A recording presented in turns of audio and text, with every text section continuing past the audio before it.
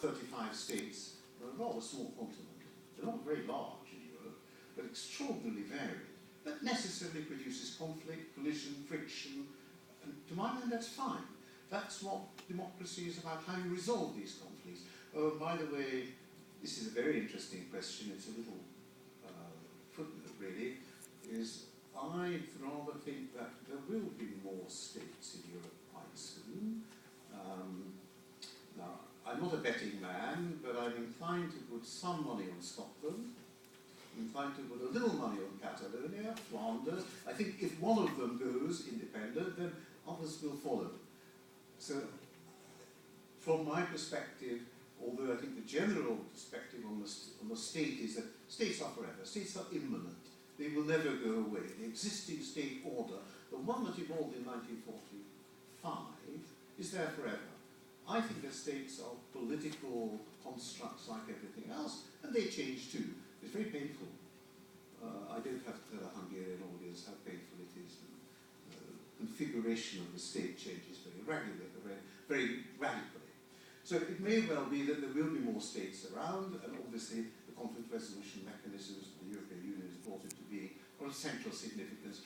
How a state can become independent, or how a region can become a new state. You can see what's happening in the United Kingdom, in Spain, Belgium. Belgium is a fascinating place. Let me just put a stop to it there. So this seems to me to be the beginning of the set of propositions that I want to offer you this afternoon. The crisis, the European crisis that I've been sketching, and the four Europes that it seems to me have evolved, add up in my mind to what I would technically call an epistemological crisis, by which I mean that the way in which the elites perceive reality and the way in which the non-elites perceive reality are far apart and probably growing. This is very dangerous. When the elites think differently from the people, then in that case democracy itself is in trouble. And it's very difficult to bridge that gap. At least I don't see that the readiness on the part of elites to accept that actually there is a divergence, and that in a way is what extremism and populism, these terms, are about. The problem, I think, is that as far as European integration is concerned, it assumes that there is only one way of being modern. A single modernity, with a single end goal, whatever that may be, ever closer union, a single Europe. That's of course there in the original project. It's supposedly unity in diversity, but the boundaries and the definitions of both unity and diversity are left discretionary. I have a sense that at the moment there is more emphasis on unity than diversity, but I'm very open to my being questioned on this.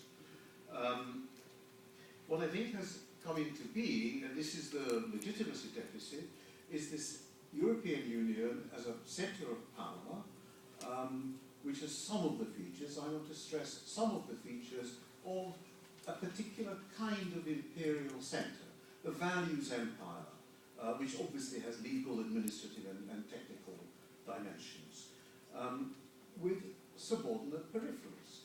Those of you who've done political theory will immediately recognise that I'm referring here to post-colonial theory, to center-periphery relations. If you are in Budapest or Warsaw or Bucharest or wherever, then the sense of being at some distance from the centre is very real.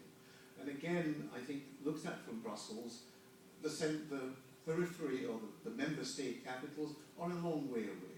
The interplay between the two is not very strong. It's in this sense that I'm talking about imperial centre-periphery, not in the classical sense of the French Empire or the British Empire or the Portuguese Empire. It's, if you like, it's a post-modern empire. I'm not sure that there is such a thing, but we can always try and define it. So it's this problem of the political factor. If there is all this power, which has accumulated in Brussels, perfectly properly, Hungarian audience will know this, we are downriver of every one of our neighbours except for Serbia. which means that if there is water pollution upriver from us, we get it. So on the national state basis, we can't control this. So you need this control mechanism at the supranational level. Europe is excellent at this. Same goes for food security, fight against organized crime, hundreds of different areas. That's why the Acquis Communautaire is now 120,000 pages, but I'm open to correction. And I'm not sure whether the 120,000 pages is in which language. It's longer in some languages than others. I'm not sure which is the longest language. Maybe it's Hungarian, maybe it's Finnish. I have a shrewd suspicion it may be Greek, because the Greek alphabet takes up more space on the page, and I'm given to understand that the most compact, the shortest, is either Swedish or Estonian. But that's a little curiosity that we can explore. So here we have all this power, which is, as I say, perfectly proper, not adequately legitimated, which I think is growing. And it's this growth of this power that seems to be unchecked, which I think is at the heart, one of the central areas of the problem that I see as evolving, because the exercise of power by Brussels is depoliticized. What happens in the Council, where the governments meet, is fairly opaque.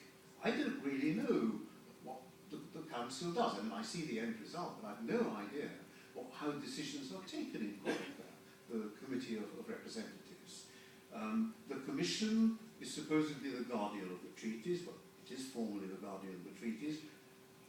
How neutral is this guardianship? Are there basic, fundamental assumptions made by Council or by the Commission as to the kind of Europe, the way in which Europe should be governed, is exercised? And here it seems to me that the Council is not only committed to a particular mode of integration, that's encoded in the way in which European integration was launched 60, 70 years ago. That's okay. That I think every institution bears the marks of its foundation. But I think that it's the particular method of integration which I've been arguing cannot be challenged.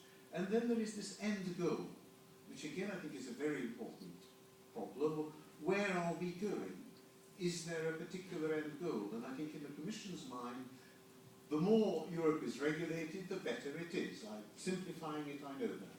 But I think that that is the actual reality. The particular Polish analyst, Piotr Buras, who talks about technocratic federalism, integration through widening regulation. On top of that, there is the market.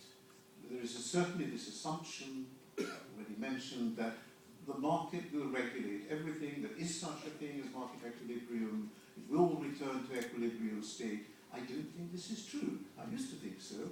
I used to believe in the 1980s that more markets the better. What I see now is that this is not necessarily the case. If you look at, not everywhere in Europe, but in a large number of countries, the freer the market, the greater the inequality. Look at the United Kingdom, look at Ireland. These are the two countries which are most committed to, well, United States of course, to freedom of the market. On the one hand, there is growing inequality, to some extent the hollowing out of the middle classes, which raises this very difficult issue of can you have a democracy without a strong middle class? I'll leave that question open. According to some theorists, not easy. Francis Fukuyama has written on this. On the other hand, in other areas, the state, the domestic regulatory power is growing in all sorts of areas. And I think that these two are in some kind of equilibrium. The greater the market freedom, the stronger the state is in controlling other areas, all sorts of areas. Obviously also in the name of human rights and so on and so forth. And I see a collision there, a conflict, which has not been resolved. My last point, my last but one point, is about the problem of liberalism. Now, liberalism, when I grew up, was about John Stuart Mill, was about Tocqueville, was about, to some extent, markets, but it was really about freedom and tolerance. It was about accepting a modus vivendi of otherness, not just a particular